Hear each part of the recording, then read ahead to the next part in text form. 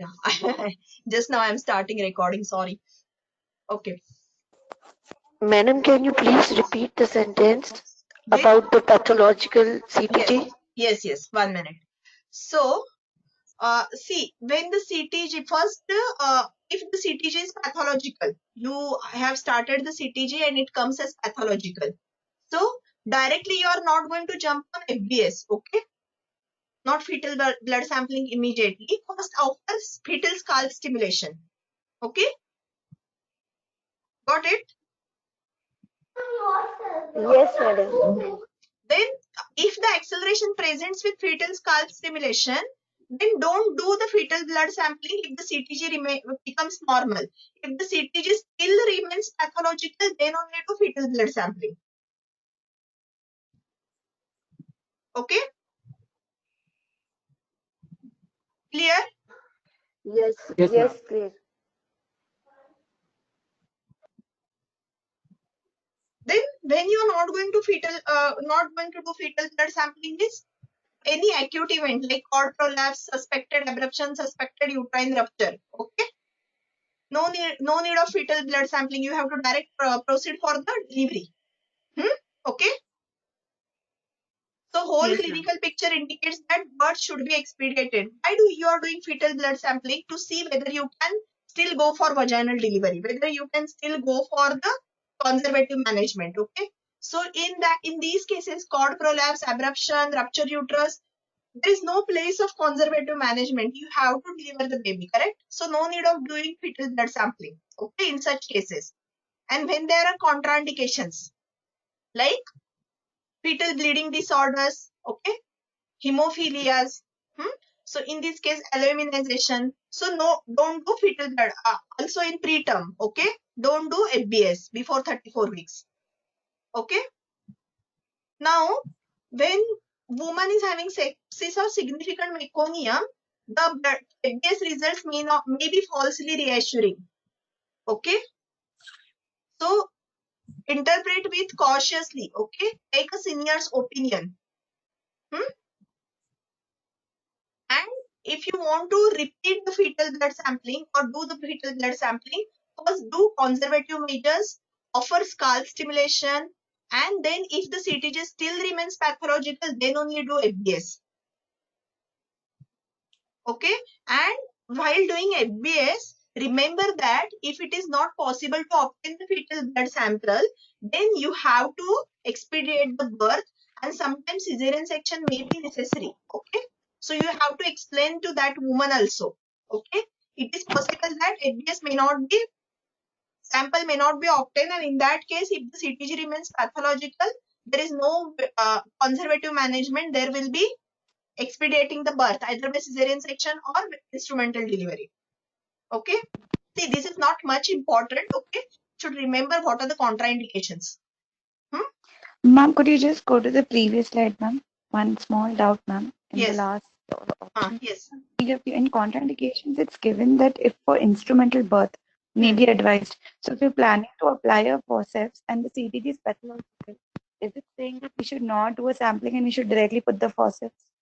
See, when it is very low It's forceps, supposing the question. very low forceps. Okay. Low forceps, what you are going to do by doing fetal blood sampling? When the head is at +2 or below, you are going to waste the time, correct? By that time, you can apply the instrument and deliver the baby. When the birth is imminent, no need Okay, of so doing FBS.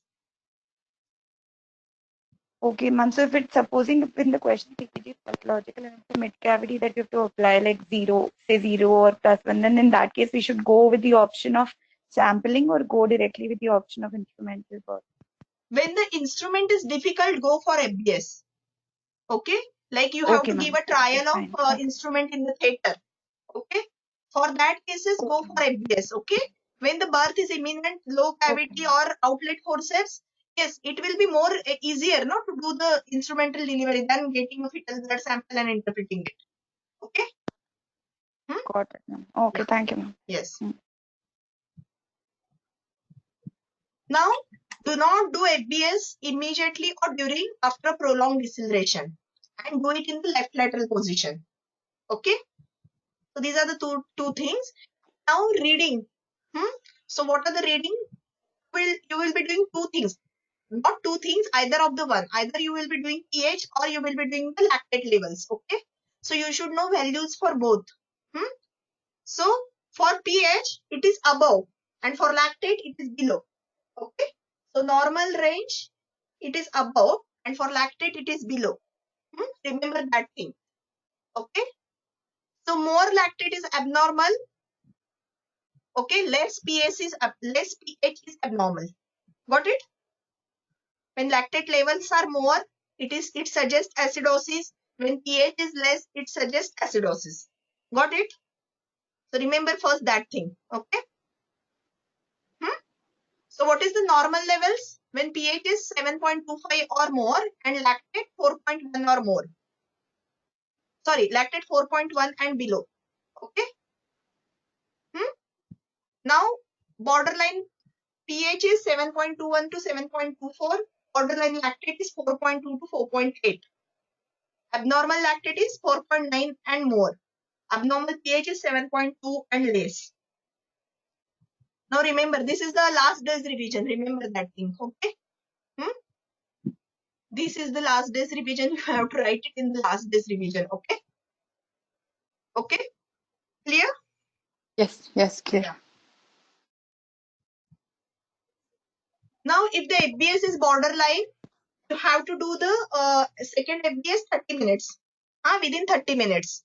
If the CTG is still pathological, if the FBS is normal and CTG is pathological, then you have to repeat the FBS within 1 hour. So if it is abnormal, you are expediting the birth, correct? So there are 3 levels. One is abnormal, one is borderline, one is normal. For normal, you are not going to do anything. Not going to repeat also. Okay.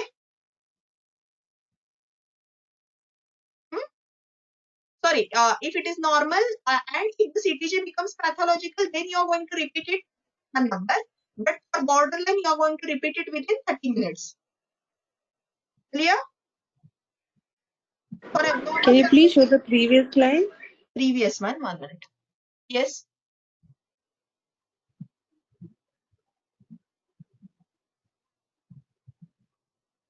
Yes. Any doubt?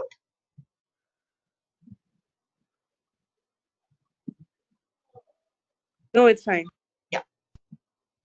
So for abnormal blood FBS levels, you are going to expedite the birth either by cesarean section or by instrumental delivery, depending upon the situation. Okay.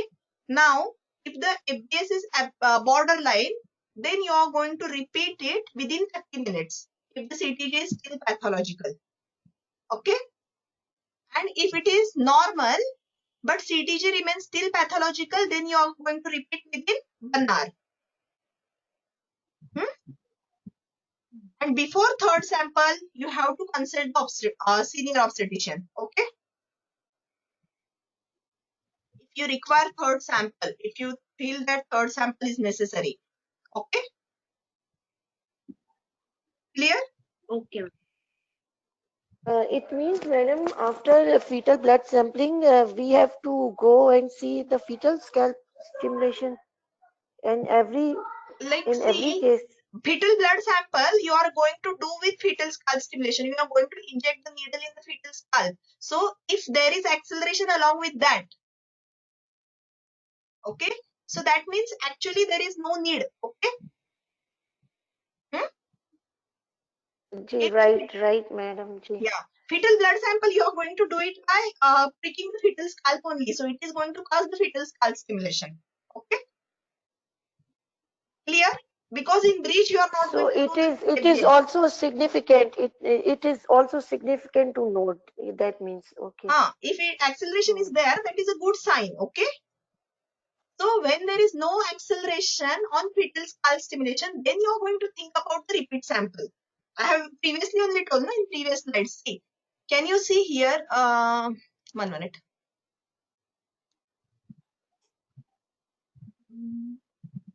Where it was? Yeah, if this thing here only. In one previous slide, I have told you, no, if the fetal scalp stimulation gives acceleration, then there is no need to do.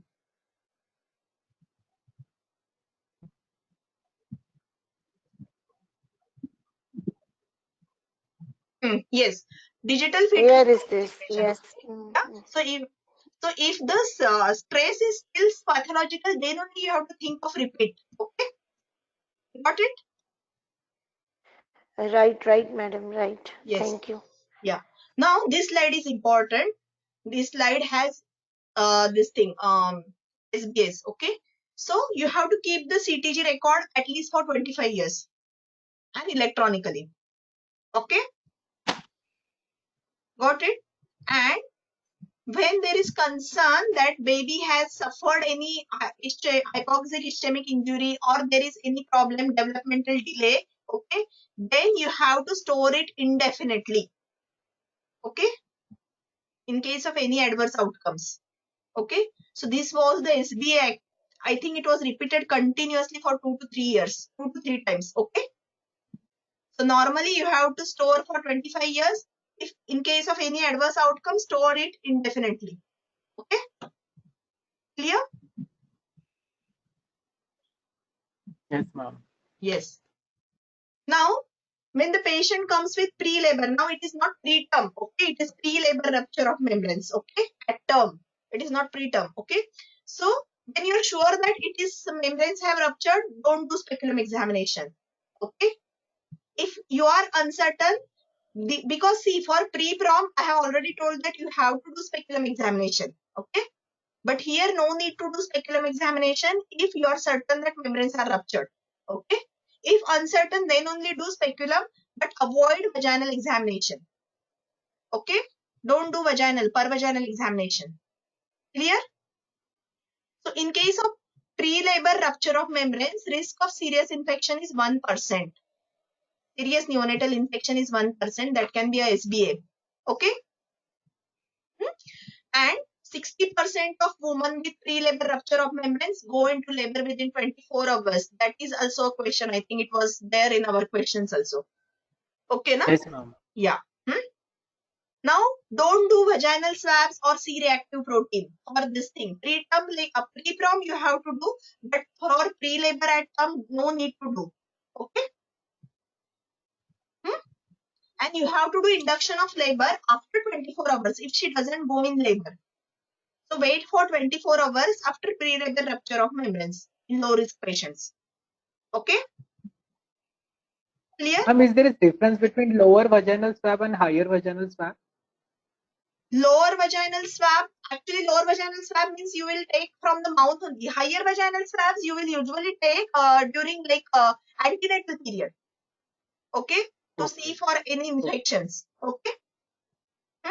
Like who are at the risk of preterm labor. For those you are going to do these vaginal swabs, higher vaginal swabs. Now when you are doing this, already she is having rupture of membranes. Already it must have washed down all the things, correct? Yes, ma'am. Now, how you are going to detect any infection? So, record her temperature every 4 hours and ask her to also note her color and smell. If there is any foul smelling discharge or any yellow or green colored discharge, then report immediately to the hospital. Okay? So, temperature 4 hourly she has to record. Okay? Now, bathing and showering will not increase the infection, but sexual intercourse may increase the risk of infection in case of pre-labor rupture of membranes. Okay? Clear? Yes, ma'am. Yeah. Yes, ma'am. Yes. Now, when pre-labor rupture of Madam, membrane, yes. if prom at term can be managed in outpatient or not? Yes, pre-labor rupture of membranes can be managed outpatient. Even preterm, that is pre-prom also can be managed at outpatient, provided that there are no high risk factors. I have told in my previous lecture also. So there are some high risk factors like oligohydramnios, breech presentation, and there was one more also. I don't remember right now. So in sense of these risk factors, you can monitor at home. Okay. Okay. Even for In this term also we also sample. for 24 hours. Okay. If the labor has not started 24 hours, then ask her to come to the hospital where the access to the neonatal services. Okay. Huh? So don't now advise her home birth or freestanding midwifery units. At least it should be alongside midwifery unit or in the obstetric unit, because neonatal services will be available immediately, and wait for at least 12 hours after the birth for the monitoring of the baby. Okay, clear?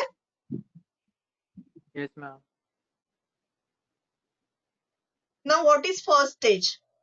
So usually first labors usually last for 8 hours, okay, and unlikely to last over 18 hours. Second stage last on average 5 hours and unlikely to last over 12 hours. I don't know why they have given this definition. Okay, second stage 5 to 12 hours, because it is not in our this thing. Okay, who is going to wait for 12 hours for second stage? So I don't know why they have given this definition.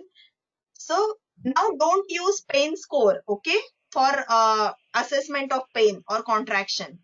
Now once Second in labels, does it mean that the next Oh. time she gets pregnant, like the second time, not the first Acha, time? acha, acha, okay, what? Okay, first and second you are telling. Okay. Yeah. Okay. Yes. Yes, it can. Correct, correct. Yes. So first time primary it The will be 8 primary to and monthly. 18 hours, and for a second and others 5 to 12 hours. Correct. Thank you. Okay. So now use the partogram for established labor. And for that use 4-hour action line, not 2 hours. Okay. Got it? Because previously the partogram has 2 hours line. Okay. Now the WHO partogram has 4-hour action line. So use that partogram. Clear? Yes, ma'am. Yeah. Now first stage of labor, what observations you are going to do? So half hourly contractions, hourly pulse, fourth hourly temperature and blood pressure. See, blood pressure here it is 4 hourly. Okay. And frequency of passing urine and vaginal examination every 4 hourly. Okay. If there is any concern, then do it. Like any spontaneous rupture of membrane deceleration occurs, suspecting cord prolapse, do it. Okay. Now don't wait for 4 hours, but usually you should do at 4 hours. Okay. So half hourly contractions, hourly pulse, 4 hourly temperature and blood pressure, and 4 hourly vaginal examination. Okay. So it is in the increasing order. First is contraction, second is pulse, and then temperature, blood pressure, and EV. Got it? Yes, ma'am. Now what you are not going to do? Don't offer active management of labor, not third stage, first stage I'm telling. Okay. So what do you mean by active management is use of artificial rupture of membranes plus oxytocin. Okay. So don't do amniotomy routinely. Don't use amniotomy combined with oxytocin routinely. Okay. So these are things you are not going to do in the first stage. Now this slide, now whatever doubts are there, ask me here only, okay, regarding this delay in the first stage. Okay. This slide is very much important. So suspected delay. So what do you mean by suspected? So dilatation less than 2 centimeters in 4 hours. It is suspected delay in the first stage. Okay. And then you have With to take intact into membrane, right? Yes. With intact membrane. Yeah, with intact membrane also or without intact membrane also. With spontaneous rupture of membrane also. Okay. When patient comes in pre-labor rupture of membrane also, it is the same definition.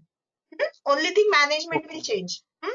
So dilatation less than 2 centimeters in 4 hours. So this is the suspected delay. And also along with that, take into consideration contraction, descent, okay, and rotation of the babies, that is position. Okay. So take into consideration all these things also. So if you think that dilatation is somewhat less, but descent and progression, everything is fine, contractions are fine, then you can wait. Clear? Okay. If other things are normal, the labor is progressing well, only thing dilatation is somewhat less, then wait. But if all the things are abnormal, then yes. Now, once you have suspected the delay, now what you are going to do is first do the amniotomy, but not exactly you have to do, give the option of amniotomy to the mother. Okay. When the membranes are intact. If she says no, don't do. For suspected. If she says yes, do. Okay. So for suspected, first option is do amniotomy. Okay. Consider amniotomy. Now after amniotomy, you are going to examine in 2 hours. Okay.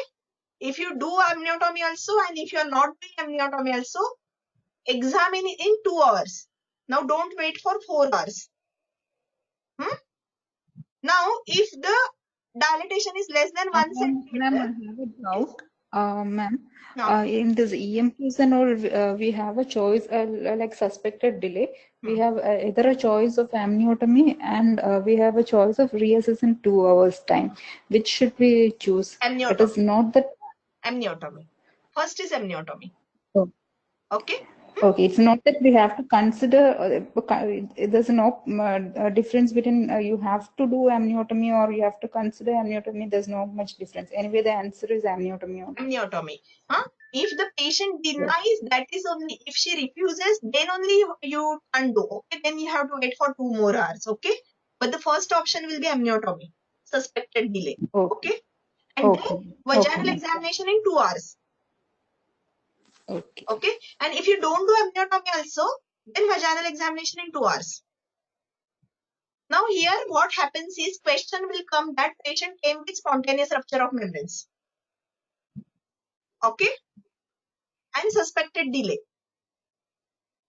Okay, so patient has spontaneous rupture of membrane and suspected delay.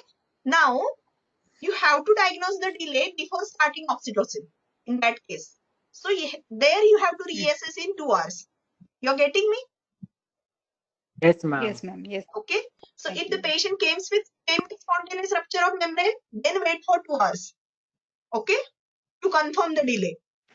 If the patient comes with intact membrane with suspected delay, do amniotomy unless the patient refuses. Okay, and do the examination in 2 hours.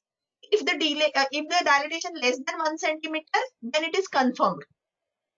Now for confirmed delay, you have to do amniotomy. If patient this thing also, you have to advise it is better. Okay. And after doing amniotomy, it is mandatory to do the examination in 2 hours. Got it? Yes, ma'am. Yes. Yes. Yes. So now confirmed delay. So confirmed delay means what? You have done the examination in the first 4 hours, dilatation less than 2 centimeters. Now again you have done examination in 2 hours, dilatation less than 1 centimeter. It is confirmed. Now what you are going to do is, you are going to transfer the woman. Okay. And then you have to think of oxytocin.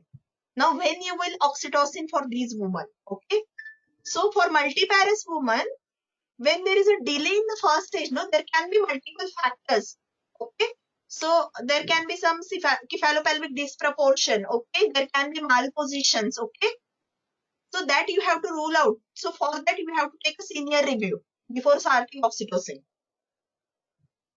Got it? For multiparous woman. And for nulliparous woman, if the contractions are not normal, contractions are less, you can start oxytocin for nulliparous woman. And you have to tell them that it will decrease the timing but not influence the mode of the birth. Okay, so it will not reduce the cesarean section rates or instrumental vaginal delivery rates, oxytocin. Only thing, it will decrease the time. Okay, and once you start oxytocin, you have to do continuous electronic fetal monitoring. Also you have to offer epidural before oxytocin. Clear? So oxytocin, you have so many prerequisites before starting. So for any oxytocin option, think of so many things in that question. Okay, think of all keywords before giving the option of as oxytocin. Got it?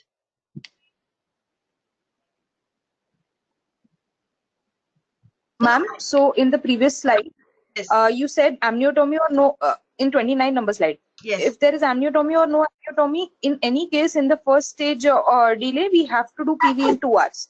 2 hours, correct. Yes. Okay, you have As to in, assess. even if we are suspecting it, even if we are suspecting it, it is in 2 hours. Amniotomy or no amniotomy. Yes, correct.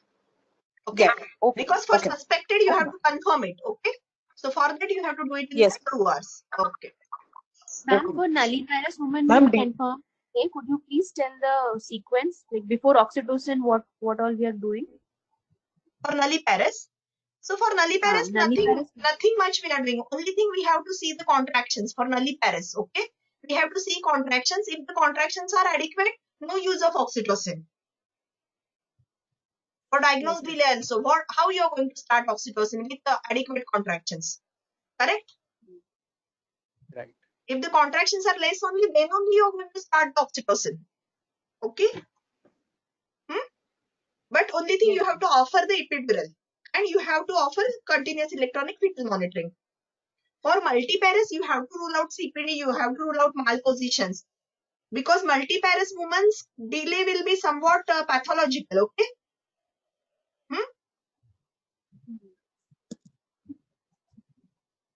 Okay.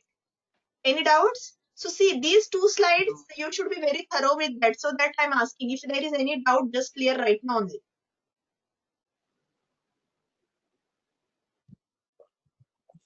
Ma'am, if there is no dilatation but descent is there, then still we will start with oxytocin.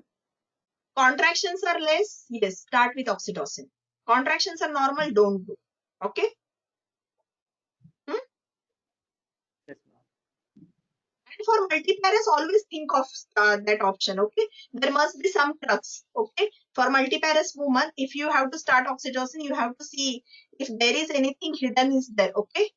That you have not noticed before. Okay? While giving option for multiparous oxytocin. Okay?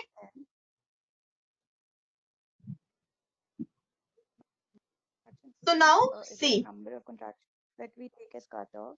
Now, oxytocin, you have to increment every 30 minutes, not every 15 minutes. Okay, remember that every 30 minutes because there are some options that are telling every 15 minutes. So now here, be sure oxytocin every 30 minutes and contractions should be 4 to 5. So 3 contractions, yes, start oxytocin. Okay. 3 contractions start oxytocin, 4 to 5 contractions don't start oxytocin and increment should be in every 30 minutes. And after oxytocin, no need to do PV in 2 hours. It is 4 hours only. Okay? Clear? So after amniotomy, you have to do in 2 hours. But for oxytocin, you have to do it after 4 hours. And when the dilatation is less than 2 hours, then assess for cesarean section. Okay? If the dilatation is more than 2 centimeters, then do the examination every 4 hours. So clear for this slide? Any doubts? yes. Yes, ma'am. Yeah. No. Yes. Now this slide is nothing much. So don't give any H2 receptor antagonist, okay, or antacids. Only thing you can give for receiving opioids or other risk factors where you are using anesthesia. So for those women only give H2 receptor antagonist or antacids. She may drink. And isotonic drinks are preferable to water.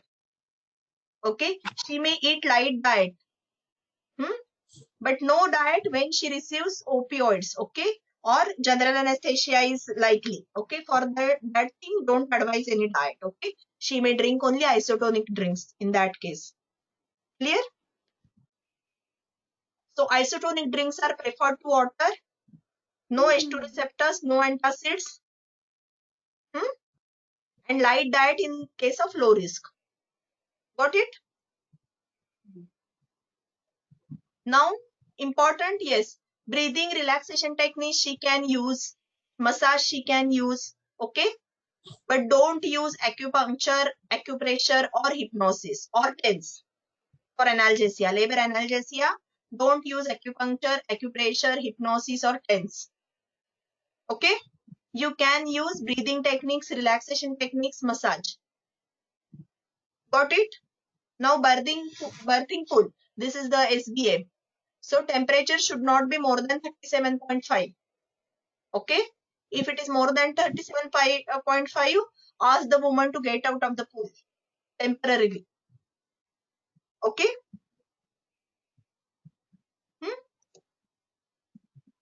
Entonox should be available in all birth settings. pethidine diamorphine should be available in all birth settings, but warn the woman regarding its side effects and limited pain relief of pethidine and diamorphine. Okay, what will it cause? Drowsiness, nausea, vomiting, and for baby, short-term respiratory depression and drowsiness, which may last several days. It was one SBA, that is last for only 1 day, last for only 2 days, last for several days. Okay, short-term respiratory depression. Are you getting my voice is clear? Because I'm getting some signal here that voice quality. Yes, madam, it's clear. It's clear. Okay, no problem. Okay, and pethidine diamorphine can interfere with breastfeeding. Okay, if opioids are used intramuscularly, give antiemetic. And women should not enter birthing pool within 2 hours of opioid administration, or if she feels drowsy. Clear? There are so many. There are 2 to 3 SBAs in this slide. Okay, so clear? Yes, ma'am. Yeah. Now what about regional analgesia? Yes. Yes, Aisha, yes. Any doubt? Okay. So what about regional analgesia now? So it is available only in obstetric units. It is more effective than opioids. It is not associated with long-term backache. Remember, okay? It is not associated with longer first stage or increased cesarean. Okay? But it can cause longer second stage and increased chances of instrumental deliveries. Got it? So increase prolonged second stage and increase instrumental deliveries. That is the only thing. All other not associated. Okay? And mobility might be reduced. Also, you can give it for severe pain in latent first stage. Okay? Like before 4 centimeters also, if patient have severe pain, you can give regional analgesia. Clear? Yes, ma'am. Yeah. Preloading is not required, but secure IV access. Okay, secure IV access, but preloading is not required. Monitor blood pressure every 5 minutes for 15 minutes during establishment or during giving bolus, further bolus. Okay, that is what do you mean by bolus? 10 ml or more. Okay, so during establishment and for boluses, you have to monitor blood pressure every 5 minutes for at least 15 minutes. If woman is not pain free 30 minutes after administration or bolus, recall the anesthetist. Okay, assess the level hourly. You should assess the level of block. Okay, and then once you have started the analgesia, regional analgesia, continue up to the completion of third stage and repair of episiotomy or any third degree, fourth degree tear. So continue up till that. Okay, now when the patient is in regional anesthesia, she's like you do the PV examination, found out that she is full dilated. Now, unless the woman is pushing, she has urge to push or the baby's head is visible, discourage the pushing by at least 1 hour. Okay? Don't use oxytocin when you are using regional anesthesia in the second stage. Okay? And do the CTG for at least 30 minutes during establishment and bolus more than 10 ml. Okay? And most important thing is, with any regional analgesia, birth should be occur within 4 hours after full dilatation. That means active plus passive 4 hours. It should not cross 4 hours. Got it? This 4 hours, remember this limit for whatever, primary or multi. Okay? Clear? So pushing should be needed Madam, for but it was like it should be 3 hours in primary and it should be in it 2 is there. hours It is when there regional further. anesthesia. I will tell you for second stage. But see, if there is any EMQ will be there, no? So that is, remember that it should not cross 4 hours in any case. Okay, that is the first limit. I will tell you what is the second stage limits are there for primary and multi. I will tell you. Okay.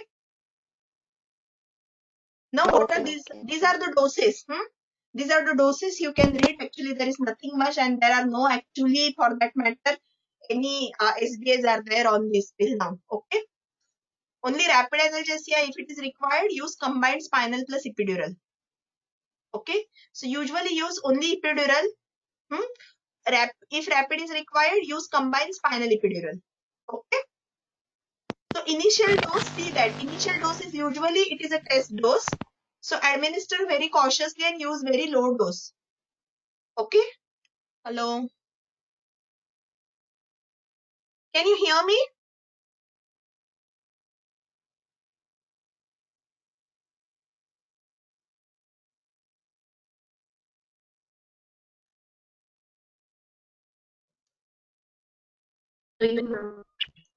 Can't hear you, ma'am. Not here. Hello. Can you hear me now? Yeah, I think it is restored. Can you hear? Yes, now we can hear. Yes. Okay. Yes, ma'am. Yes. So if the rapid analgesia is required, use combined spinal epidural. Otherwise, use only epidural. Okay. Now these are the doses. These are usually not asked. Okay. Only thing, first dose is usually test dose. So use very low doses. Okay. And see that it is not intrathecal, inadvertent intrathecal injections. Okay. Do not use high concentrations, that is 0.25% or above a BP weekend. Okay. So you should use normally 0.0625 to 0.1% of BP weekend. Okay. And 2 micrograms of fentanyl. So this is the routine dose of the regional analgesia for epidural. Now see, now this starts now. What is the second stage? So second stage, there are three things: passive second stage, active second stage. Okay. So passive second stage only from full dilatation till the absence of the involuntary expulsive contraction. That is, woman doesn't have urge to push. She is full dilated but no urge to push. It is passive stage. Okay. And active stage is urge to push with baby is visible. Got it? So this is basically a difference. What is passive and active? Now, how are you observe? How will you observe? So half hourly contraction. It is same. Correct? It was there also half hourly. Here now hourly blood pressure. There you were doing blood pressure 4 hourly. First stage. Here you have to do hourly blood pressure, half hourly contractions, and 4 hourly temperatures. Here vaginal examination will be hourly. In the second stage, hourly vaginal examination in active second stage. Okay. Auscultation for 1 minute every 5 minutes after the contractions. And mother pulse every 15 minutes, not hourly. Okay. Got it? How you're going to observe the mother? So pulse every 15 minutes, contraction half hourly, auscultation, fetal auscultation every 5 minutes, blood pressure hourly, temperature 4 hourly, and PV hourly. Got it? Now this is for the delay. Now this is for the delay suspected and diagnosed delay for multiparous and nulliparous. So for nulliparous, Can you please show the previous slide one? 1 minute. Yes. Yeah. Thank you. Okay. Now this duration for nulliparous woman, active second stage should not last more than 3 hours. Okay. So it will be usually passive stage will be for 1 hour. So active second stage for nulliparous woman should not last more than 3 hours because it will be 1 plus 3, it will be 4. Okay. So when you are going to diagnose delay, you have to act at 3 hours. That is 2 hours of active stage. Okay. So that within the next hour, birth will be completed. Got it? So diagnosed delay in second hour is 2 hours of active stage. Suspect delay is 1 hour. of active second stage. Clear? No, ma'am, didn't get. Yes? Ma'am, can you please repeat this? Yeah. Please. See. Hello. Yes, yes. Hello. Yes, yes. Yes, I Yeah, can hear ma'am. you. Passive stage can be any, can be 2 hours also. Now we don't take into consideration the passive stage. But now they have given nice guidelines. They have given that total active plus passive should not cross more than 4 hours for epidural. Because we don't know what is passive for epidural. You got it? We don't know what is For exactly passive. epidural. For epidural. Okay? We don't know what is exactly passive for epidural. Madam, what about without epidural? Madam, Without, what about if there is no epidural? Please clear our concept. yes. So for without epidural, this slide is the correct slide. Without epidural. Because without epidural, you are going to see only for active stage, not passive stage. Got it? You will see only active stage, That's not okay. passive stage. You are not going to see whether it is 5 hours or 6 hours. Total duration. Okay? You are going to see only Ma'am, in active stage. the recent, Yes. ma'am, I have a doubt. Ma'am, in the recent the update that operative vaginal delivery, they have given that we have to do operative vaginal delivery when the both passive and active combination it's more than 2 hours in a nulliparous patient without epidural. So, ma'am, in that case, it is not written that the active phase should be more in nulliparous should be more. It's written active plus passive. If it's For there more than 2 hours, we have to go for operative nulliparous, for nulliparous. I have to see and I will confirm it It's a again with lot you. of confusion. Yeah, I have, because I Okay, have ma'am. not completely read that guideline till. Okay? Because yesterday only it has come, no, so I have not completely read it. Okay? So I will just clear the Okay, ma'am. confusion, okay, afterwards. Okay? Tomorrow I will clear the confusion in the group. Okay. Okay? Okay? For Okay. Thank you, ma'am. instrumental deliveries. Okay? So yes, we Yes. have to clear that confusion. I can understand because it is very confusing part. I know. So now just for this definition, remember that without any epidural, you have to take into consideration active stage. Okay. So suspect delay for nulliparous at 1 hour, diagnose at 2 hours, and birth within 3 hours. 1, 2, 3 for nulliparous. Got it? Suspect, diagnose, Yes, and ma'am. decision. Decision. Okay. So that is she should be delivered within 3 hours. 1, 2, 3. Suspect at 1 hour, diagnose at 2 hours, delivery should be at 3 hours. Got it? For nulliparous. Only for nullipara, right? Yeah, for nullipara.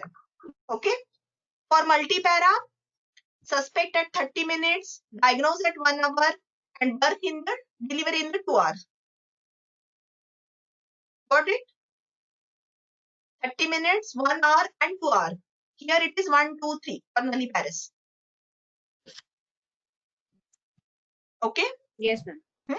Now see why they are telling you passive stage is 1 hour. If full dilatation of cervix has been confirmed without regional anesthesia, but she doesn't get urge to push, you do the PV after 1 hour. Okay. So to see if there is any problem. Okay. Why she is not getting urge to push after 1 hour also. Okay.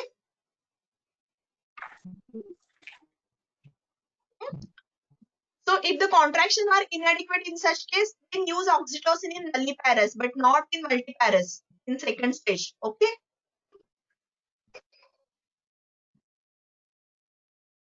Got it? So nulliparous you can use oxytocin because there are some questions where they have used oxytocin. If the contractions are inadequate, you can use oxytocin. Got it? In second stage for nulliparous, but not for multiparous. Clear? Yes, ma'am. Now this is for the perineal I have a injury. doubt. Yes. Oxytocin. Yes. So what you told in nulliparous, you can use oxytocin in second stage of movement. That is only if she is not on regional anesthesia, right? If she's on regional anesthesia, we are not going to use oxytocin even if it is nulliparous and delay. Regional analgesia only. If the contraction are inadequate, you can give. With regional epidural also. because you are not going to ask for contraction, you are going to palpate the contractions. So you will know whether it is inadequate or adequate. Correct? But previously you had told in the previous slide, if she's on regional anesthesia, then you're not supposed to use oxytocin second stage. For multiparas. 1 minute, where I have to routinely use. Routinely means if contractions are adequate, don't use. If the contractions are less, use. Okay? Okay. See, if there are only 2 to 3 Okay, fine. contractions, use oxytocin. If the contractions are adequate, but just because she is not delivering, don't use oxytocin just like that. Okay? Okay, fine, sure. Now, to avoid the perineal trauma, don't do the perineal massage. Okay? You can use hands-on or hands poised. Now, actually, this GTG tells now hands-off technique. Correct? Perineal injury GTG is telling hands-off technique. Today only you have read, no? Today or yesterday? Yes? Who has read today third degree GTG, because I have not read? I think GTG is telling hands-off technique. So we don't know whether hands-on, hands poised or hands-off. Okay? Don't use lidocaine spray. Don't use routine episiotomy. Even don't use routine episiotomy even after previous history of third or fourth degree tear. And when you are using episiotomy, it should be always mediolateral and angle should be 45 to 60 degrees. Okay? Clear? Yes, ma'am. Now for instrumental birth, first always use the anesthesia. Okay? Like use epidural anesthesia usually. Okay? If she declines anesthesia, then use pudendal block. Okay? And if there are any concerns about fetal compromise, and there is like it's as regional anesthesia is time consuming, then use pudendal block. Okay? Along with local infiltration for instrumental deliveries. Okay? So first use either epidural, or if she declines, then use pudendal block.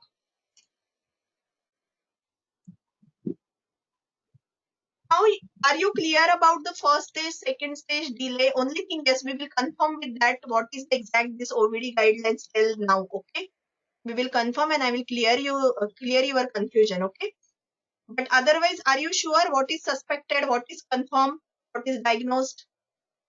Clear for first stage and second Yes, stage? Yeah. Yeah. When you are doing amniotomy, when Yes, you ma'am. will use oxytocin. Okay, clear now for that? Yes. Now third stage, active management and passive management. So physiological management. So active management, give uterotonic drugs. Here you are using for vaginal delivery 10 units intramuscular oxytocin. Okay. Defer clamping of cord and use control contraction after separation. Okay. And physiological management, you're not going to use any drug. There will be no clamping unless the pulsation stops, and placenta will deliver by maternal effort. No control contraction. Now, what is the normal duration? 30 minutes for active management, 60 minutes for physiological management. Okay? Remember this well. Okay? So now this table, this slide is also important because you will get this. So for active management, the nausea is more. Nausea vomiting will be more, while hemorrhage and blood transfusion will be less. So nausea 100 for active, for physiological it is 15,000. So for this who, yeah. Dr. Bhavana, will you please? Yes, yes. So for active stage, active management, nausea will occur in 100 per 1000.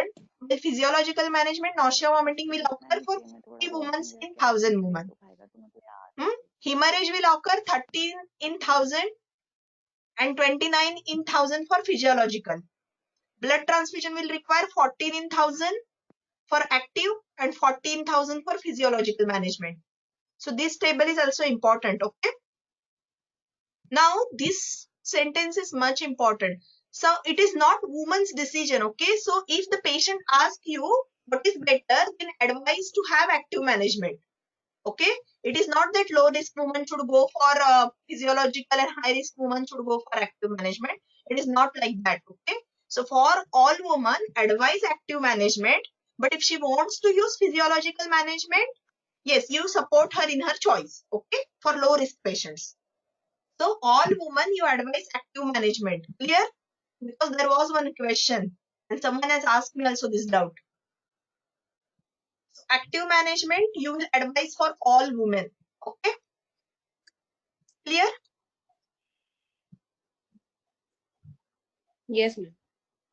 Yes, now who has asked this doubt? Yes, Kritika, yes, episiotomy angle is 60 degrees, so that resultant angle will be 45 degrees. Okay, so resultant angle should be 45 degrees. So while giving episiotomy on stretched perineum, it should be 60 degrees. Okay, it has been observed that when your angle on stretched perineum is 60 degrees, then the resultant angle will be 45 degrees. So for that, they are recommending 60 degrees. Okay.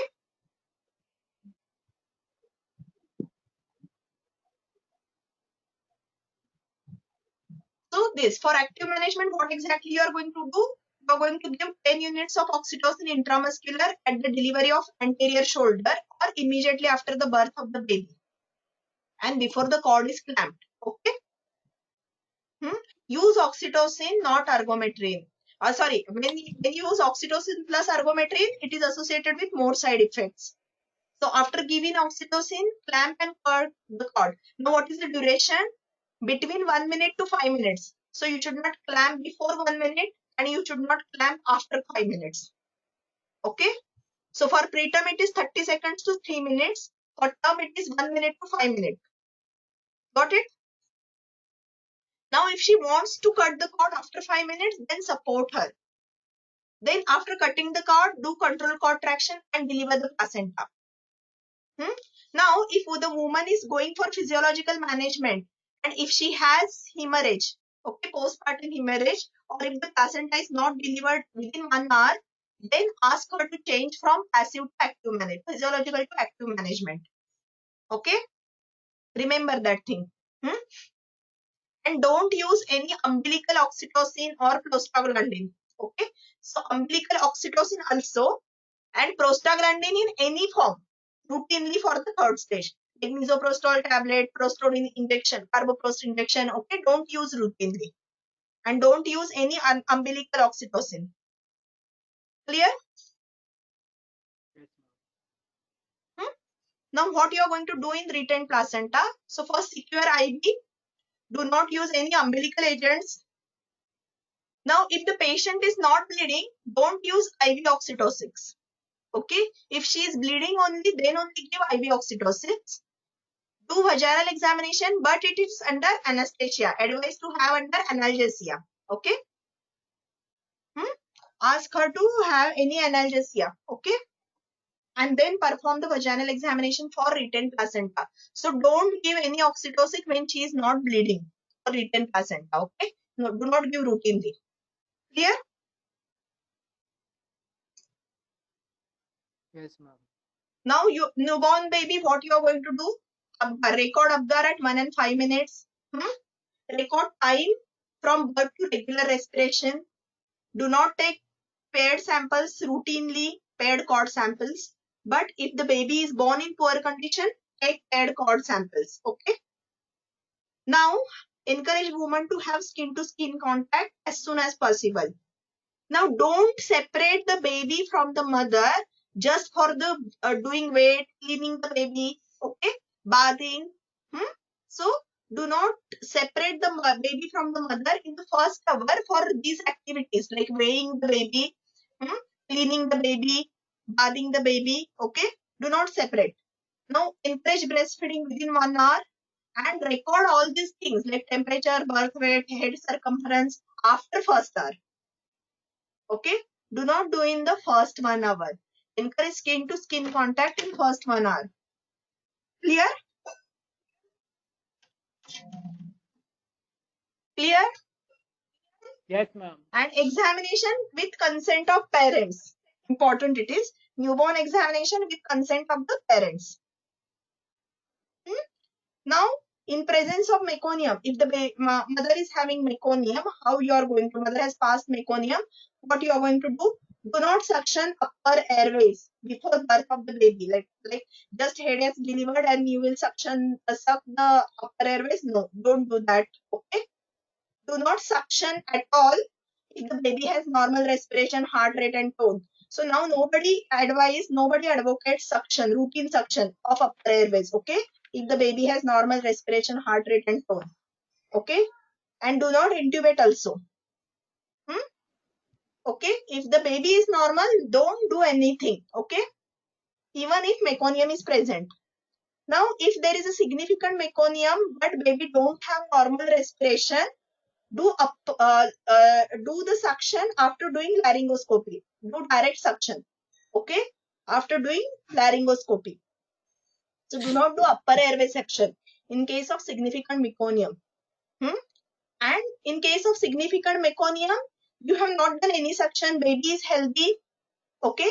Then observe the baby at 1 to 2 hours, 1 hour, 2 hours, and 2 hourly up to 12 hours. In case of significant meconium, how you are going to observe? 1 hour, 2 hours, and then 2 hourly for 12 hours. And non-significant meconium, you are going to observe only at 1 and 2 hours. And for significant meconium, you are going to observe where the neonatologist is present. So in the obstetric unit. And non-significant meconium, you can do it in all birth settings. You can observe the baby at 1 hour and 2 hours. Clear? And if there is any risk factor, ask for assessment by neonatologist, like respiratory rate more than 60, grunting, heart rate below 100 or more than 160, capillary refill time more than 3 seconds, body temperature more than 38 or less, okay, oxygen below 95 or presence of central cyanosis. So in that case, ask for neonatologist assessment. Clear? There will be some SBS in that. That's why. Now, pre-labor rupture of membranes, what you are going to do? So you have to observe the baby for 12 hours. Okay. And you will observe for temperature, heart rate, respiratory rate, grunting, subcostal recession, nasal flare. That is for any signs of respiratory distress. Okay. And if any is there, then you will ask the neonatologist assessment. Okay. If there are no signs of infection, do not give antibiotics either to the mother or to the baby. If there is any evidence of infection, give IV antibiotics, full course, both to the mother and to the baby. Clear?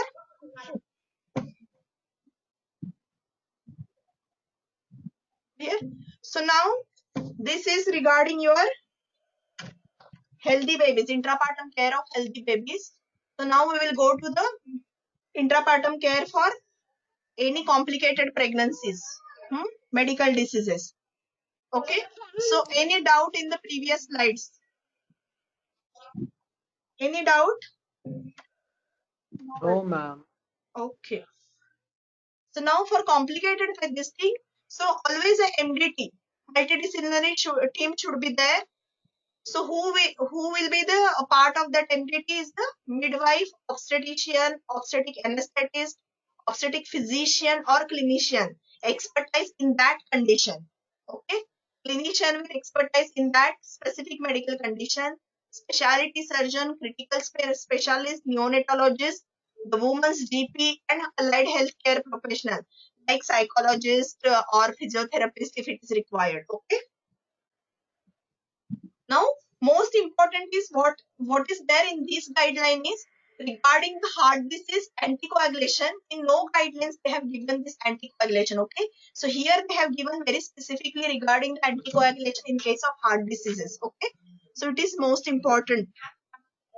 So when the patient is using warfarin, okay, mechanical heart valves who is taking warfarin, so you have to switch to low molecular weight heparin by 36 weeks or 2 weeks before. When you are planning any preterm birth, 2 weeks before the birth or at 36 weeks. So you have to change to low molecular weight heparin. How you are going to do it? Stop the warfarin. After 24 hours, start low molecular weight heparin and use twice daily dose depending upon the weight. Okay? And then increase the dose by monitoring the anti-10A levels. Okay? So what you have to do is stop the warfarin.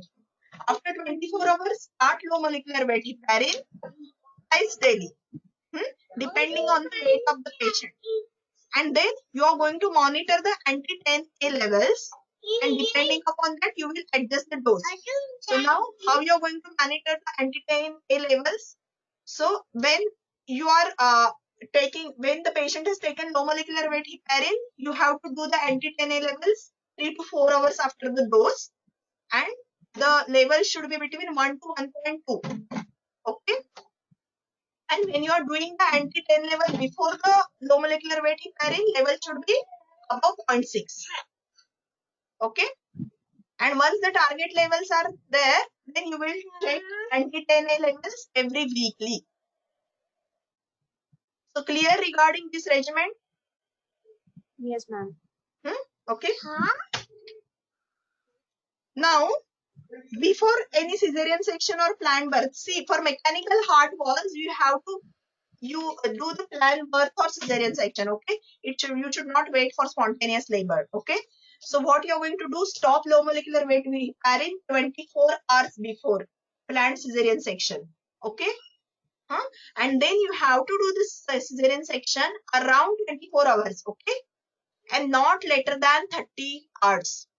Okay, so this is the one method, that stop the low molecular weight heparin 24 hours prior and do the cesarean section around 24 hours but not later than 30 hours. And otherwise, or what you can do is, without stopping, you can just switch over to the unfractionated heparin. Okay, and then you will monitor the APTT. It should be at least twice that of control. And then only 4 to 6 hours before, stop the this unfractionated heparin. Okay. When you are not sure about the cesarean section time, you switch over to intravenous unfractionated heparin and then just stop 4 to 6 hours prior to the cesarean section. Got it? Clear? Yes, ma'am. Yes, ma'am. Now, Yes, ma'am. you have to, now see, patient is taking warfarin, but she doesn't have any antenatal care and she has just presented in labor. So what you are going to do, immediately take her INR and consult the hematologist. And don't give further anticoagulation, okay, till the assessment has been done. And the assessment should be done within 2 hours. Then do a review with hematologists, obstetricians and anesthetists to discuss mode of the birth. So whether you want to go for cesarean section or you want to wait for vaginal birth, okay? And if you want to go for cesarean section or something where anticoagulation will be bothersome, then consider reversal. Now, how you are going to reverse this warfarin anticoagulation? Antidote is vitamin K. Okay?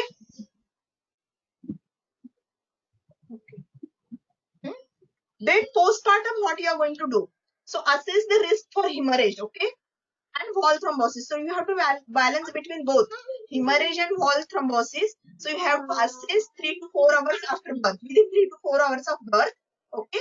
And start low molecular weight heparin 4 to 6 hours after the birth, okay? Or you can start unfractionated heparin also. And who are at high risk of peripartum hemorrhage, then like hourly review you should do hourly review who are at risk of postpartum hemorrhage, and then you have to decide when anticoagulation can be re-established. So here you can either use prophylactic low molecular. So who are at the risk of PPH, you can use either no heparin, low LMWH, or you can use not therapeutic but prophylactic dose who are at high risk of postpartum hemorrhage. Okay. Now, who are having mechanical heart valves, don't start the warfarin until at least 7 days after the birth. Okay. So till that time, use either unfractioned heparin or therapeutic low molecular weight heparin, not prophylactic, therapeutic. See, for all mechanical heart valves, you have to use therapeutic low molecular weight heparin twice daily regimes. Okay.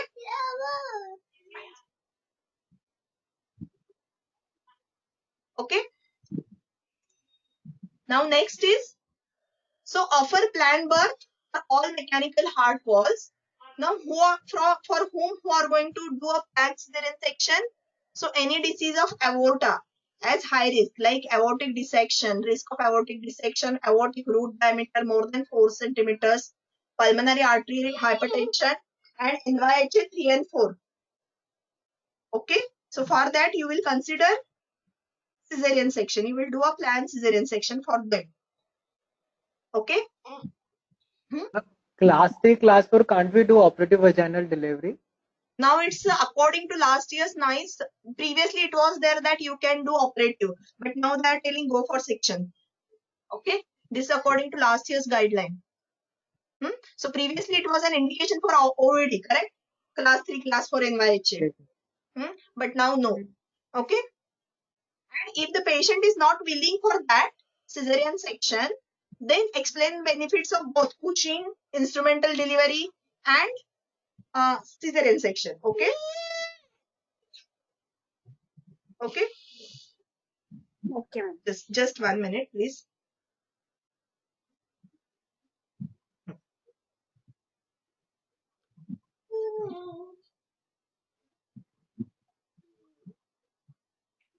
So now, for whom you are going to, now this is about mechanical heart valves. Now for fluid balance, how you are going to monitor this? So for whom fluid balance is critical, so these are the patients like left-sided stenosis, like aortic stenosis and mitral valve stenosis, hypertrophic cardiomyopathy, systolic ventricular dysfunction with cardiomyopathy, pulmonary arterial hypertension, and Fontaine circulation for congenital diseases who have operated for congenital heart diseases like tetralogy or transposition, okay, who have Fontaine circulation, and NYHA class 4.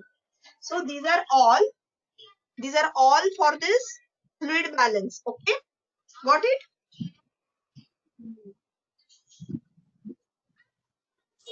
Now you have to see that you have to hourly monitor the fluid input and output, okay, and it should be reviewed by senior clinician every 4 hourly. And also you have to monitor blood pressure, pulse, respiratory rate, and oxygen saturation. And continuous ECG and pulse oximetry, continuous intra-arterial blood pressure monitoring, and cardiac output monitoring by non-invasive techniques or serial echo. So these are the things that you should consider while monitoring the fluid balance. Okay, and for that intensive monitoring or invasive monitoring, you have to do it in the intensive care setup. But for NYHA class 1, you can offer the routine management in intrapartum period. Okay. Standard fluid management also you can do for WHO 2-3 or NIHA 2-3. Okay. But after multidisciplinary decision. So for class 4, yes, you have to manage the fluid balance. But for others, you can consider the routine management. Now this thing, how you are going to diagnose the heart failure.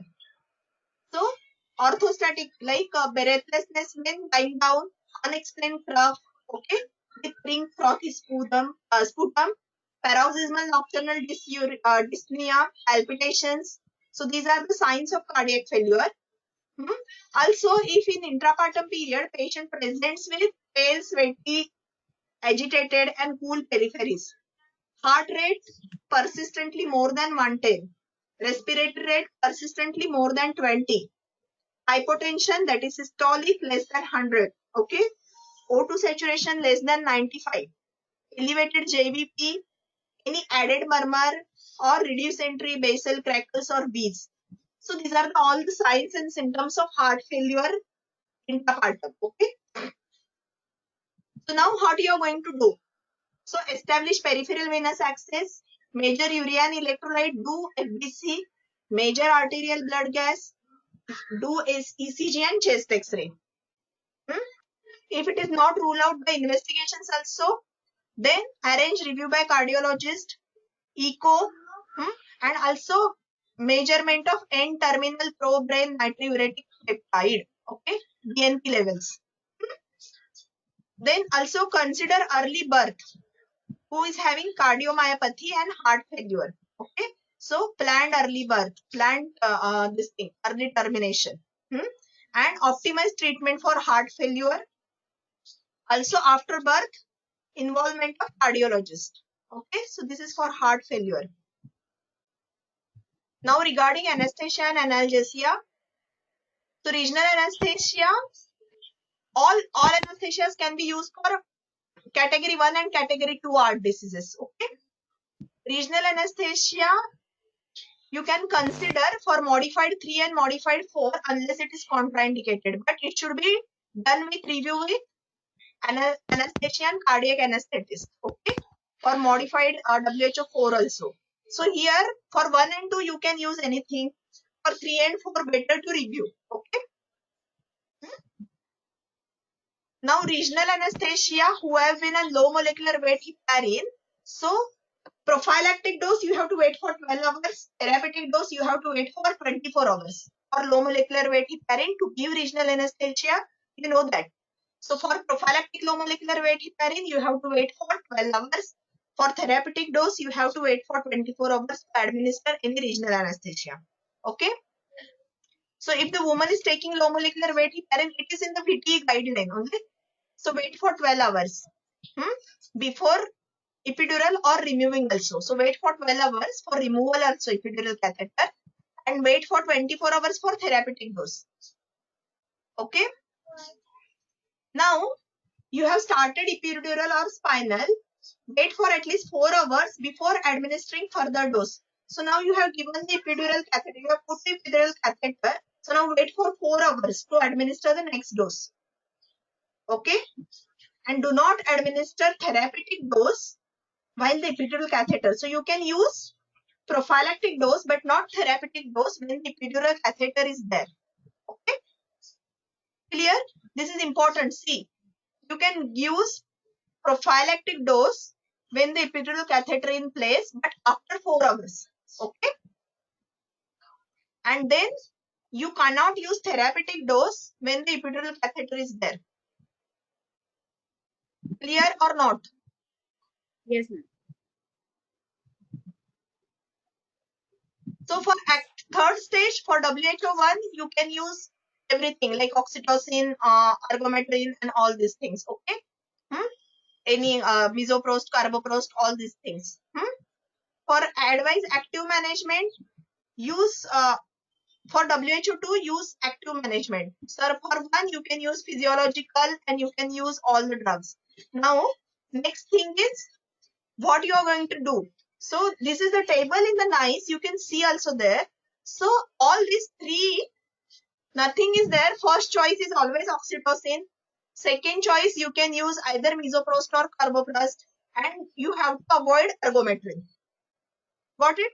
This is the all table. It is same. So in all cases of heart diseases, first choice is oxytocin. Second choice is misoprostol or carboprost. Third choice, avoid is ergometrin. Okay. Only thing slow infusion is required in when the ejection fraction is less than 30 or severe stenotic lesions are there. Okay.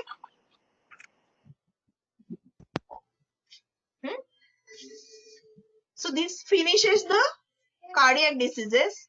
Now for asthma, only important thing is avoid carboprost. You can use prostaglandin E1 and E2. Okay. So only thing regarding asthma is avoid carboprost. Okay. Now this is important, steroid replacement regimen who are on long-term steroids. So what are the steroid replacement regimens? So when they are receiving steroids for fetal lung maturation, there is no need of any replacement. Okay. Now who will require these replacement regimens? Who are planning to have vaginal birth and who have adrenal insufficiency or long-term steroids. So what do you mean by long-term steroids? Oral steroids equivalent to 5 mg or more prednisolone for more than 3 weeks. 5 mg daily for more than 3 weeks. Okay. So these are the long-term steroids. This is the criteria for long-term oral steroids. Okay. And these people will require replacement. So how you are going to replace? So continue their regular steroids. Okay.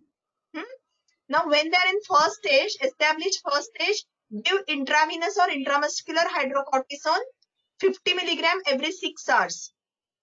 50 milligram IM or IV every 6 hours until 6 hours after the baby is born. So 6 hours after the delivery. Every 6 hours 50 milligram. And who are having a planned or emergency cesarean section, then continue the steroids, oral steroids. Give here only IV hydrocortisone when you are starting the anesthesia. Okay. Now, if she is having the planned cesarean section, give 100 milligram of IV hydrocortisone. Now, if she is in the labor and she is for emergency cesarean section and if she has received hydrocortisone, then give only 50 milligram at the start of anesthesia. Okay. And a further dose 6 hours after the delivery. That is 50 milligram IV or IM. Got it? So you are going to give for vaginal delivery 50 milligram every 6 hours hydrocortisone, either IM or IV. Okay. And for cesarean section, elective cesarean section, 100 milligram IV. And if she has received prior hydrocortisone, then only 50 milligram and repeat it after 6 hours. Now don't give hydrocortisone for inhaled steroids. Okay. Inhaled or topical steroids, only for oral steroids. Now bleeding disorders, this all things you know. That is, don't use ventouse, don't use scalp electrodes, don't use fetal blood samplings. Okay. Inform neonatologist. Okay. So these all things you know. Only thing what you are going to do with platelet counts. So remember this table well. So platelet count more than 80. More than 80, that is, she can use regional anesthesia, analgesia, anesthesia, everything. Platelet count 50 to 80. Before considering the analgesia or anesthesia, take into account clinical history, anesthetist expertise, and woman's preferences. And less than 50, avoid regional analgesia and anesthesia. So more than 80, you can use. Less than 50, avoid. Between 50 to 80, depending upon the circumstances. Okay. Now, if the woman has ITP or suspected ITP, assume the baby is at the risk of bleeding and take the due precautions. Okay. Like avoidance of all these things as I have told you. But if the woman has only gestational thrombocytopenia, no need for any fetal precautions. Clear? So for platelet count, only for gestational thrombocytopenia, no need of all these things like avoid fetal scalp electrode, no need of LPSU, there is no need, okay? Because the baby is not as increased risk of bleeding, okay? Now this is the thing, you will not find it anywhere other. That is cerebrovascular malformation and intracranial bleeding, okay? So this is exclusively given here only. So now read it carefully. So who are at low risk of intracranial bleeding? So low, who has been fully treated for cerebrovascular malformation and intracranial bleeding which has occurred 2 years ago. Okay, so who are at low risk? Who are fully treated malformation, CV cerebrovascular malformation, or who has unknown cause of intracranial bleeding which occurred 2 years back. So those are at low risk. And now there is no need to modify anything for those. Okay. No need to do anything for low risk patients. Anything specific. Now, high risk patients, who are at high risk, any untreated or partially treated cerebrovascular malformation, large aneurysm 7 millimeter or more, or high risk features aneurysm, complex malformation, cavernoma, and intracranial bleeding within past 2 years. These all are at high risk. So consider cesarean section for them. Okay. And who wants vaginal birth, offer regional analgesia, and also consider assisted delivery, assisted second stage. Okay. And do not withhold regional analgesia or anesthesia for isolated cerebrovascular malformation. Unless they have genetic predisposition. So that's why they are telling give regional anesthesia. Regional analgesia or anesthesia is not contraindicated unless they have a genetic predisposition. Okay, got it? So for high risk, consider cesarean section. For low risk, everything can be done. Now kidney disease, what I think is it is much better given in the strategy. Okay. Strategy kidney disease they have given in details for dialysis, for transplant, and for routine kidney disease also. So I think better you read it from there only. They have not given much here. Okay. Just I'm this thing, but I don't think they have given specific more, nothing specific. Okay. Sepsis also, sepsis is much better in that talk. I have given you the summary and sepsis guidelines. Now LGA. Now LGA is everywhere controversy. Okay.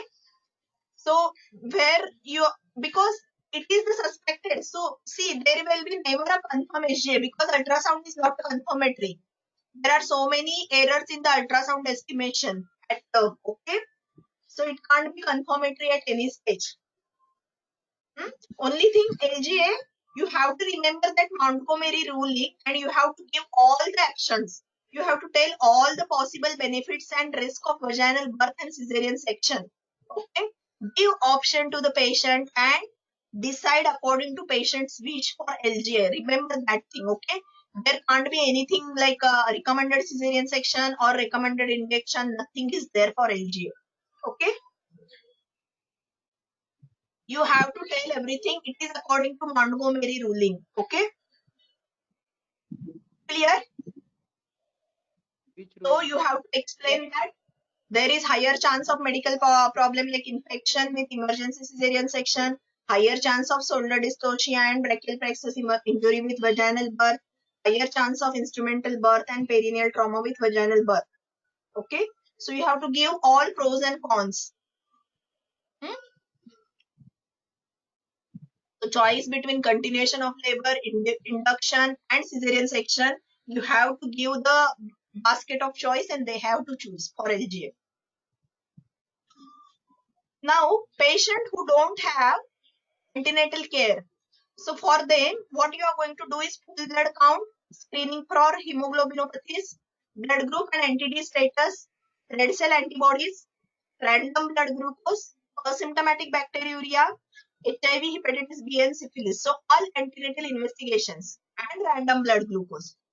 And rapid HIV testing, not to all, but only with high risk of infection. So routine HIV testing you are going to send, but rapid HIV testing for those who are recent migrants from countries where higher rates of HIV infection, woman who has substance misuse history, IV substance misuse, and suspected sexual abuse. Okay. So these are the specific things you are going to do with the patients who have no antenatal care. They are directly presented in labor. Got it? Clear? Yes, ma'am. Yeah. I Yes, know. ma'am. Yes. Now actually it is finished. No, it was a very hectic and it was a very long thing. I don't know whether I could solve your doubts or questions, but still, whether it was a clear thing or not. See, these complicated guidelines only good for this anticoagulation and the that is cerebrovascular malformations. Okay. Otherwise, no need to read anything from that guideline. Okay. Clear? Don't read anything from that guideline. Not required. Okay. Only for heart disease and this cerebrovascular malformations. Yes. Any doubts? Yeah, I will provide recording. Only thing, first 10 minutes I forgot. Okay. First 10 minutes was not done. But yes, I will give you the other recording. No problem. Okay. So any doubts? Ma'am, Yes. hello. Yes. Ma'am, can you please explain the first slide, the midwifery and the alongside? Yes, sure. 1 minute.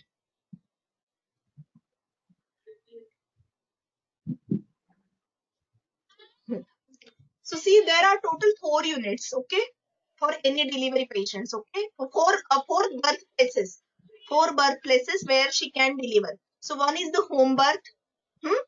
Then midwifery units, there are 2 types. One is freestanding and one is alongside. So freestanding means there will be only midwifery unit, okay. It is not connected to the hospital. They have to transfer again to the obstetric unit, okay. And one will be alongside midwifery. So usually what it will be, a ground floor will be for midwifery unit and upstairs will be obstetric, okay, or side by side buildings, okay. Got it? Obstetric unit will be just attached to that midwifery unit, but they will not interfere in that midwifery unit unless asked to do. Got it? Yes, ma'am. Got it. Yeah. Thank you. And then all birth settings for multiparous, there is no difference, but with at home and freestanding midwifery unit, higher rate of vaginal births, okay, and in obstetric units, higher rate of interventions like instrumental delivery, cesarean section, and episiotomies, but no difference in the outcomes of the baby. While for nulliparous woman, yes, it is increase in the risk of adverse perinatal outcome at home birth, but not at midwifery units. Okay. Okay, ma'am. Got it. Thank you. Yeah. Okay. Okay. So any other doubts? Ma'am, I had one doubt. There is some updated intrapartum evidence which is given in some as a surveillance after some surveillance. Can you please talk loudly? Can you please talk loudly? Your voice is so low. Ma'am, actually there is a surveillance which is updated online and it has been written as an updated intrapartum evidence. And they speak on some evidence regarding new guidelines for pain relief, second stage of labor, intrapartum interventions to reduce perineal trauma, third stage of labor, active management of third stage of labor, and delayed cord clamping and management of PPH. And the evidences which have been written under them, they said that they would be updating it soon. So there are some contradictory things which are mentioned here, and the guideline, which is nice guideline, which is there. Like for example, epidural analgesia, they have said that it no longer increases the incidence of an operative vaginal delivery. Whereas some other side effects have been mentioned as hypotension, motor blockade, fever, urinary retention, increased use of oxytocin augmentation. Okay, so when this update has come and where it is available? Ma'am, I'll share it with you on the group. And there are a lot of things like even for PPH, they have mentioned the evidence as now the first line should be a Tranexa, which should be given within 1 to 3 hours post delivery. Okay, but it is published. It is published or just they are just reviewing it? Ma'am, the guideline, it is mentioned as a surveillance which has been conducted, and the impact factor and the evidence level they have mentioned on all these points, and that's how they have mentioned on these main categories. And they have written that we would be updating it soon on the main guideline. So no need then. Okay, ma'am, till it is finally confirmed in the new guideline, we should follow the old one, right? Follow the old one till the update is included in the guideline. No need to know all these things. Okay. Okay, ma'am. Yes, but just give me that so that we can follow at least. Yes, ma'am. I'll share it. Already the papers are set. Everything has been set. So now nothing new is going. Actually, for that matter, OVT is also not going to add new guideline. But just we should know. Okay. Got it? Because your exam was about in July, correct? Previous schedule. Just they have postponed because of COVID. So now there will be no change in your papers and their answers also for that matter. Okay? Okay, ma'am. Yes. Yes. Okay. So till that time, follow this. And one more thing, someone has asked me. So yes, this cervical screening, now they are following new one only. So we have to do new one. Okay. They have started from Yes, ma'am. December. Implementation is started. It is completed in December. Everywhere they are doing this from December. Okay. Okay. Yes. So you have to do the new guidelines only. Okay. So anything you want me to do now? Ma'am, that operative vaginal delivery, we have to follow the old guideline only. Yes, actually old Um, guideline you should follow. Yes. Because your question papers and everything has been set, your answers has been set. Okay. Good evening, ma'am. And Could you just go over second stage once more? Second stage. Okay, 1 minute.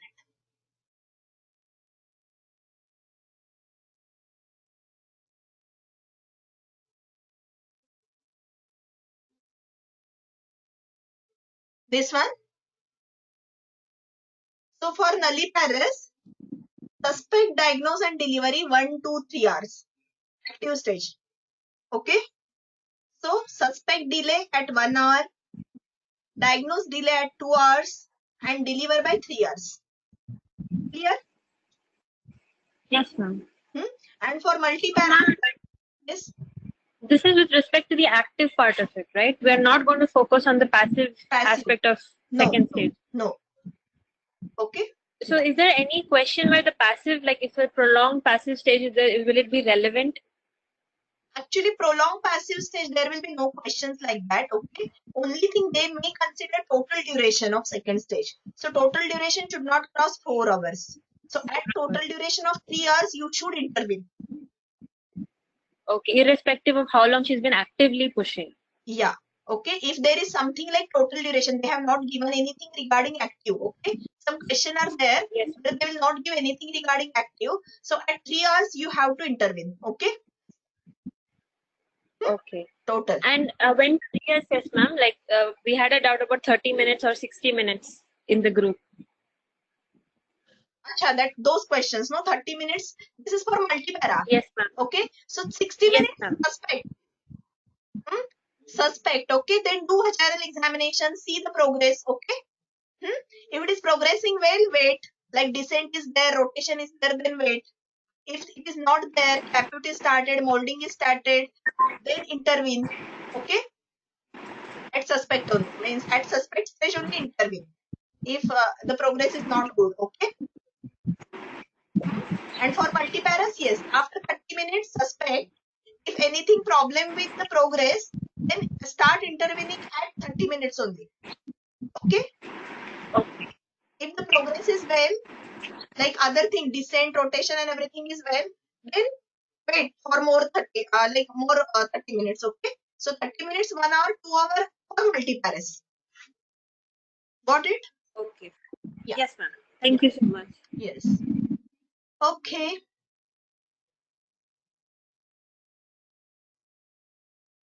So yes.